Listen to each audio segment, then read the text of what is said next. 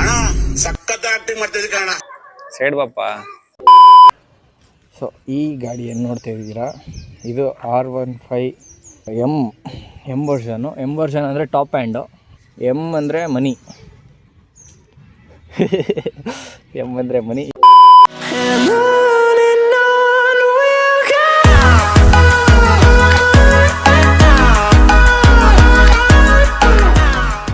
So guys, ಇವತ್ತು ನಮ್ಮ ಹತ್ರ ಇದೆ R15 V4 ಇದೆ.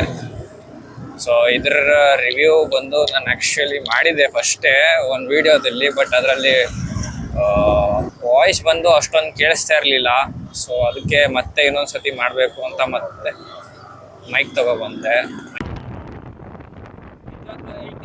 ಗಾಡಿ ಓಡಿಸ್ಬೇಕಂದ್ರೆ ಫೀಲ್ ಬರೋದು 155cc ಓಡಿಸ್ತಾ ಇದ್ದೀನಿ ಅಂತಲ್ಲ, ಯಾವುದೋ 200-300 ಓಡಿಸೋ ಫೀಲಿಂಗ್ ಬರ್ತಾ ಇದೆ. So R15 V4 my personal favorite bike.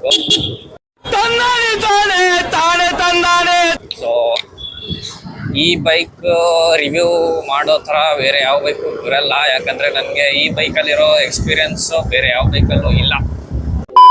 ಇದೆ ಇವತ್ತೇನೋ ಸೆಲೆಕ್ಷನ್ ಇದೆಯಾ ಸ್ಪೋರ್ಟ್ಸಾ?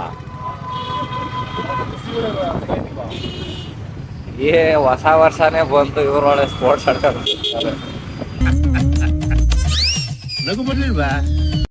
ಬೇರೆದೆಲ್ಲ ಓಡಿಸಿದ್ದೀನಿ, ಅಷ್ಟಕ್ಕಷ್ಟೇ ಓಡಿಸಿದ್ದೀನಿ. ಸೊ ಅದ್ರ ಬಗ್ಗೆ ಅಷ್ಟೊಂದು ರಿವ್ಯೂ ನಾನು ಹೇಳೋಕ್ಕಾಗಲ್ಲ. ರೈಟಾ ಲೆಫ್ಟಾ?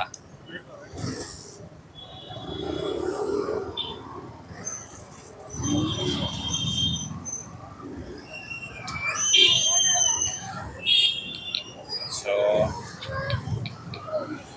ಓ ಅಮ್ಮ, ಸೊ ಈ ಬೈಕಲ್ಲಿ ನನಗೆ ಇಷ್ಟ ಆಗೋದಂದರೆ ಇದರ ಸಿಟ್ಟಿಂಗ್ ಪೊಸಿಷನ್ ಇಷ್ಟ ಆಗೋದು ಜಾಸ್ತಿ. ಯಾಕಂದರೆ ಇದು ಕೊಡೋ ಸ್ಪೋರ್ಟಿ ಒಂದಿದು ಸೆನ್ಸು, ಸ್ಪೋರ್ಟಿ ಪೊಸಿಷನ್ನು ಯಾವ ಬೈಕಲ್ಲೂ ಕೊಡಲ್ಲ ಅಂತ ನನಗೆ ಅನಿಸುತ್ತೆ. ಯಾಕಂದರೆ ಈ ಸೆಗ್ಮೆಂಟಲ್ಲಿ 155cc ಇಂಜಿನಲ್ಲಿ ನಿಮಗೆ ಟಾಪ್ ಸ್ಪೀಡ್ ಬಂದು 155ಕ್ಕಿಂತ ಮೇಲೆ ಕ್ಲೈಮ್ ಮಾಡಿದೆ ಅಂದರೆ Japan technology and engineering. So ಅದ್ರ ಬಗ್ಗೆ ನಾವೇನು ಮಾತಾಡೋಕ್ಕಾಗಲ್ಲ. ಲೆಫ್ಟ್ ಅಲ್ವಾ? ಲೆಫ್ಟ್ ಅಲ್ವಾ? ಸ್ಟ್ರೈಟಾ?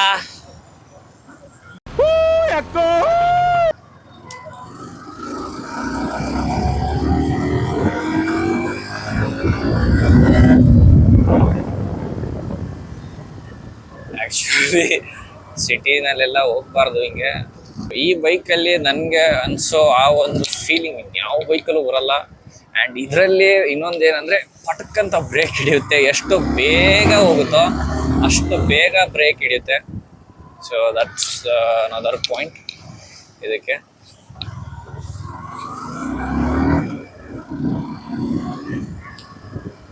ಇವರಲ್ಲಿ ಕಾರ್ನರಿಂಗ್ ಮಾಡ್ಬೋದಾ? ಮಾಡ್ಬೋದು.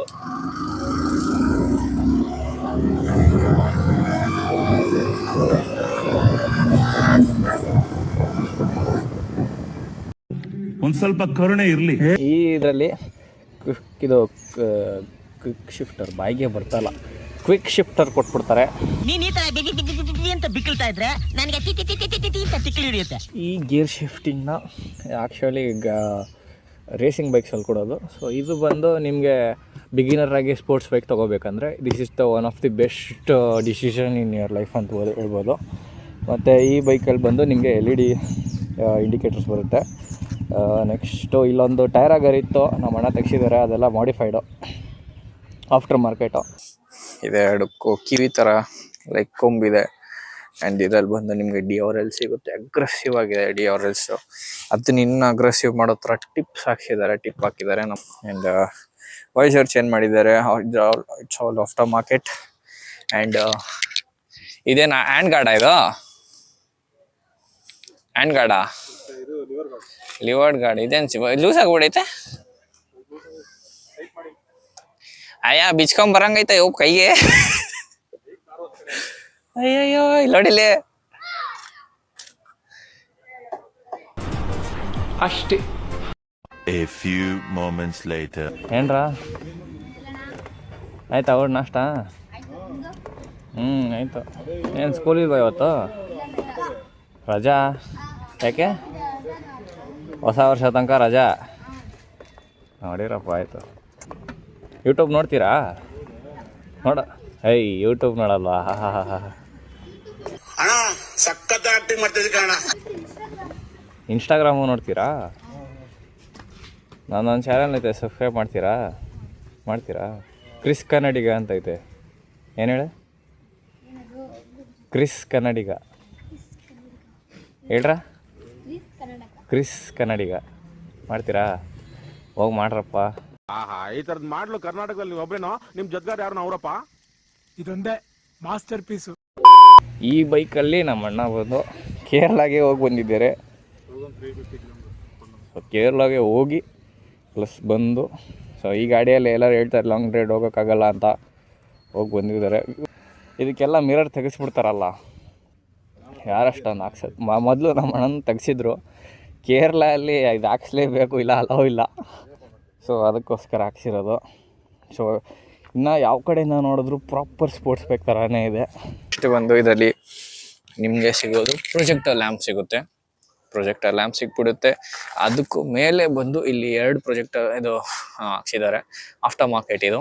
ಸೊ ಇದನ್ನು ಯಾಕೆ ಹಾಕ್ಸಿದ್ರು ಅಂದರೆ, ನಿಮ್ಮ ಬ್ರದರ್ ಬಂದು ಕೇರಳಗೆ ಟ್ರಿಪ್ ಹೋಗ್ತಾಯಿದ್ರು. ಸೊ ಆ ಒಂದು ಕಾರಣದಿಂದ ಇದನ್ನು ಹಾಕ್ಸಿದ್ರು, ಫಾಗ್ ಲೈಟ್ಗೋಸ್ಕರ. ಆ್ಯಂಡ್ ಇದರಲ್ಲಿ ಬಂದು ನಿಮಗೆ ಮುಂದ್ಗಡೆ 100 ಸೆಕ್ಷನ್ ಟೈರ್ ಸಿಕ್ಬಿಡುತ್ತೆ. 100 section tyre and dual channel ABS ಇದೆ. ಆ್ಯಂಡ್ ಇದರಲ್ಲಿ ಬಂದು ವೈಬ್ರೆ ಕ್ಯಾಲಿಪರ್ ಸಿಗುತ್ತೆ, ಅದ್ರ ಬಗ್ಗೆ ಏನು ಹೇಳಂಗಿಲ್ಲ. ಆ್ಯಂಡ್ ಗೋಲ್ಡನ್ USD ಫೋಕ್ಸ್ ಸಿಗುತ್ತೆ, ಫೋಕ್ಸ್. ಆ್ಯಂಡ್ ನಿಮಗೆ ಇಲ್ಲಿ ಇದು ಆಫ್ಟರ್ ಮಾರ್ಕೆಟ್ LED ಬಂದು ನಮ್ಮ ಬ್ರದರ್ ಅವ್ರು ಹಾಕ್ಸಿರೋದು, ಅಣ್ಣ ಅವ್ರು ಹಾಕ್ಸಿರೋದು. ಆಫ್ಟರ್ ಮಾರ್ಕೆಟ್ ಬಂದು ಇದು ಸಿಗುತ್ತೆ. ಅದು ಈಗ ಎಲ್ಲ ಬರೋದು ಇದರಲ್ಲಿ ಹ್ಯಾಲೋಜನ್ ಅನ್ನೋ ಇದೇ ಇಲ್ಲ, ಫುಲ್ LED ಇದೆ. ಬ್ಯಾಕ್ ಸೈಡು ಅಷ್ಟೇ LED ಇಂಡಿಕೇಟರ್ಸ್ ಕೊಟ್ಟಿದ್ದಾರೆ. LED ಟೇಲ್ ಲೈಟ್ ಇದು LED ನೇ ಹ್ಯಾಲೋಜನ? ಇದು tail light LED halogen.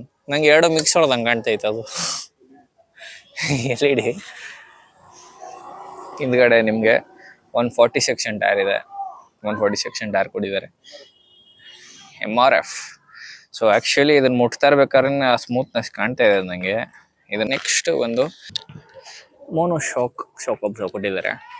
And ನಿಮಗೆ ಸಿಗೋದು ಇದರಲ್ಲಿ ಅಲ್ಯೂಮಿನಿಯಂ ಫುಟ್ ರೆಸ್ಟ್ ಸಿಗುತ್ತೆ, ವಿಚ್ ಇಸ್ ಕೈಂಡ್ ಆಫ್ ಪ್ರೀಮಿಯಮ್ನೆಸ್ ಇದೆ ಇದು. ಆ್ಯಂಡ್ ಗಾಡಿ ಎಲ್ಲ ಈ ಕಡೆ ಎಲ್ಲ ಫೈಬರ್ ಬಾಡಿ ಇದೆ. ಸೊ ಅದು R15 ಅಲ್ಲಿ ಫೈಬರ್ ಬಾಡಿ ಕೊಟ್ಟಿದ್ದಾರೆ ಅಂದರೆ ಅದೇನು ಮಾಡೋಕ್ಕಾಗಲ್ಲ. ಯಾಕಂದರೆ ಕೊಡ್ತಾ ಇರೋ ಕಾಸ್ಟ್ಗೆ ಆ್ಯಂಡ್ ನಿಮಗೆ ಮೈಲೇಜು ಬೇಕು, ನಿಮಗೆ ಪರ್ಫಾರ್ಮೆನ್ಸು ಬೇಕು ಅಂದರೆ ಈ ಗಾಡಿ ಬಿಟ್ಟು ಬೇರೆ ಗಾಡಿ ಯಾವುದೂ ಇಲ್ಲ. ಆ್ಯಂಡ್ ಇದರಲ್ಲಿ ಟ್ಯಾಂಕ್ ಕೆಪಾಸಿಟಿ ಬಂದು 11 ಲೀಟರ್ ಟ್ಯಾಂಕ್ ಕೆಪಾಸಿಟಿ ಇದೆ. ಆನ್ ಆನ್ ಆ್ಯಾವ್ರೇಜ್ 50 to 45 ಕೊಡುತ್ತೆ ಅಂದ್ರೂ ನಿಮಗೆ 500 to 550 ಕೊಡ್ಬೋದು. ಸೊ ನೆಕ್ಸ್ಟು ಗಾಡಿ ಯಾವ ಕಡೆಯಿಂದ ನೋಡಿದ್ರು ಅಟ್ರಾಕ್ಟಿವ್ ಆಗಿದೆ. ರೋಡಲ್ಲಿ ಹೋಗ್ಬೇಕಾದ್ರೆ ರೋಡ್ ಪ್ರೆಸೆನ್ಸ್ ಸಿಗುತ್ತೆ. R15M. ಸೊ R15M ಅಲ್ಲಿ ಬಿಟ್ಟರು ಈ ಕಲರ್ ಏನಿದೆ, ಈ combination colour blue, like it's a racing blue and silver ಅಂತಾರೋ ಏನಂತಾರೋ ಗೊತ್ತಿಲ್ಲ. And with the black mixture ಏನು ಕೊಟ್ಟಿದ್ದಾರಲ್ಲ, ಅದು it's like a premium. So premium bike ಇದೆ. ಆ್ಯಂಡ್ ಇಲ್ಲೇ ಕೊಟ್ಟಿದ್ದಾರೆ ಒಬ್ಬ ಪರ್ಸನ್ಗೆ ಎಷ್ಟು ಇದು ಕೊಡಬೇಕು ಅಂತ. ಲೈಕ್ 1 ಪರ್ಸನ್ಗೆ ಎಷ್ಟು ಟೈರ್ ಪ್ರೆಷರ್ ಇರಬೇಕು, 2 ಪರ್ಸನ್ಗೆ ಎಷ್ಟು ಟೈರ್ ಪ್ರೆಷರ್ ಇರಬೇಕು ಅಂತ. ಇಟ್ಸ್ ಸಿಮಿಲರ್ ಇದೆ. ಆ್ಯಂಡ್ ಸ್ಯಾರಿ ಗಾಡಿದಲ್ಲಿ ಬರೋಲ್ಲ, ಯಾಕಂದರೆ ಇದು ಸ್ಪೋರ್ಟ್ಸ್ ಬೈಕು. ಸ್ಯಾರಿ ಗಾಡಿದಲ್ಲಿ ಬರೋಲ್ಲ, ಬೇಕಂದರೆ ನೀವು ಹಾಕಿಸ್ಕೋಬೋದು. ಇದ್ರಲ್ಲಿ ಸ್ಯಾರಿ ಹಾಕೊಂಡಂತೂ ಕುತ್ಕೊಳ್ಳೋಕ್ಕಾಗಲ್ಲ. ಇದು ಮೇಲಿದೆ ಪಿಲಿಯನ್, ಹಾಕೊಂಡು ಹೋಗಿಯಾ ಟೆಕ್ನಾಲಜಿ ಕುತ್ಕೊಂಡವ್ರ ಇಲ್ಲಿ ಪಿಲಿಯನಲ್ಲಿ ಸೈಡ್ ಒಂದ್ ಸೈಡು ನೋ ಕಾಮೆಂಟ್ಸ್ 2 ಟೈಮ್ಸ್ ಕೊಂಡಿಸ್ಕೊಂಡೋಗಿದ್ದಾರೆ, ಆದರೂ ಏನೂ ಆಗಿಲ್ಲ ಅಂತ ಹೇಳ್ತಿದ್ದಾರೆ.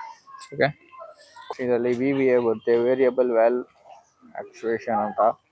ಅಂದರೆ 7000 RPM ಟಚ್ ಹೋಗ್ತಾ ಇರ್ಬೇಕಾದ್ರೆ ನಿಮಗೆ ಬಿ ಬಿ ಆಕ್ಟಿವ್ ಆಗುತ್ತೆ. ಇಲ್ಲೇನು ನೋಡ್ತಾ ಇದ್ದೀರಾ, ಇಲ್ಲಿ ಬಿ ಬಿ ಆಕ್ಟಿವ್ ಆಗಿ ಕ್ವಿಕ್ ಶೂಟರ್ಸ್ ಆನ್ ಆಗುತ್ತೆ. ಕ್ವಿಕ್ ಶೂಟರ್ಸ್ ಆನ್ ಆದಾಗ ನೀವು ಲೈಕ್ ಇನ್ನು ರೇಸಿಂಗ್ ಆ ಒಂದು ಫೀಲ್ನ ತೊಗೋಬೋದು. ಮೋಟೋ ಜಿ ಪಿಯಲ್ಲೆಲ್ಲ ನೋಡಿರ್ತೀರ ಬೈಕಲ್ಲಿ. ಬಟ್ ಅದರಲ್ಲಿ ಬಂದು ನಿಮಗೆ ಅಪ್ ಮಾಡಿದ್ರೆ ಗೇರ್ಸ್ ಬಂದು ಡೌನ್ ಆಗುತ್ತೆ, ಡೌನ್ ಮಾಡಿದ್ರೆ ನಿಮಗೆ ಗೇರ್ಸ್ ಬಂದು ಅಪ್ ಆಗುತ್ತೆ. 1 up all down, rest all down. So ಆ ಥರ ಇದೆ. ಇದರಲ್ಲಿ ನಾರ್ಮಲ್ 1 ಡೌನ್, ಮಿಕ್ಕಿದೆಲ್ಲ up. A few moments later. ಗಾಡಿ ಎಲ್ಲೋದ್ರೂ ಆ್ಯಕ್ಟಿವ್ ಒಂದು ಕಾಣಿಸ್ಕೊಂಡ್ಬಿಡುತ್ತಪ್ಪ. ಬಾಯಿ ಮುಚ್ಚಂಗಿಲ್ಲ, ಆಗಲೇ ಆ್ಯಕ್ಟಿವ್. ಇಲ್ಲೇ ಒಂದು ಆ್ಯಕ್ಟಿವ್ ಇದೆ, ಹಾಗೋ ಅಲ್ಲೊಂದು ಆ್ಯಕ್ಟಿವ್ ಹೋಗತ್ತಾಗಿತ್ತು. ನಮ್ಬ್ರೋ ಬಂದು GST ಅಪ್ಲೈ ಆಗಿದ್ದ ಮುಂಚೆನೆ ಗಾಡಿ, ಅದೇ ಏಪ್ರಿಲ್ ಅಲ್ಲಿ ತಗೊಂಡ್ರು. GST ಅಪ್ಲೈ ಆಗಿದ್ದು ಇವಾಗ. ಸೊ ಜಾಸ್ತಿನೇ ಕುಡಿದ್ದಾರೆ. ಸೊ ಅದು ಯಮಹಾ ಅಂತ ಈಗ ಆನ್ ಮಾಡ್ತೀನಿ ನೋಡಿ, ನಿಮ್ಗೆ ಕಾಣಿಸುತ್ತೆ. ಸೊ ಆ ಯಮಹಾ ಅಂತ ಬರ್ಬೇಕಾದ್ರೆ ಆ ಒಂದು ಪ್ರೀಮಿಯಮ್ನೆಸ್ ಇದೆಯಲ್ಲ, ಆ ಒಂದು ಫೀಲಿಂಗ್ ಎಲ್ಲೂ ಸಿಗಲ್ಲ. ಆಮೇಲೆ ಪಿಲಿಯನ್ ಅಲ್ಲಿ ಕಂಫರ್ಟ್ ಬಂದು ಯಂಗ್ಸ್ಟರ್ಸ್ಗೆ ಚೆನ್ನಾಗಿದೆ.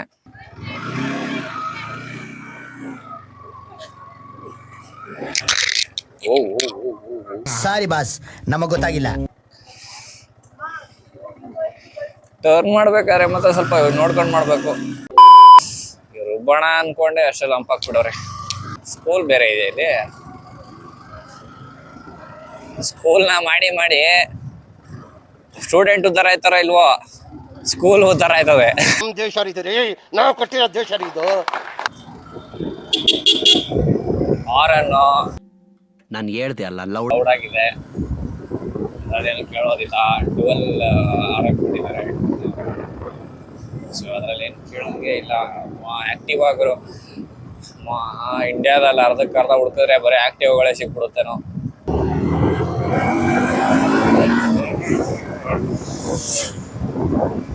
ಏರು ಸ್ಮೂತ್ ಆಗಿದೆ, ಏನು ಕೇಳ ಮಾಡಿಸ್ದಂಗಿದೆ, ಮಾಡಿಸ್ದಂಗಿದೆ ಗೀರು. ಓ ಆಂಟಿ, ಹೆಣ್ಮಗು ಯಾಕ್ರಲ್ಲ.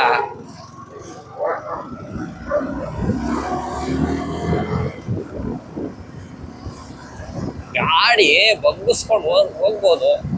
147 ಕಿಲೋ ಇದೆ ಗಾಡಿ, ಅಲ್ಲೇನು ಮಾಡಂಗೆ ಇಲ್ಲ. ಸೊ ಗಾಡಿನೇ ಆಫ್ ಆಗೋಯ್ತು, ಹೋಗತ್ತೆ. ಹಾಯ್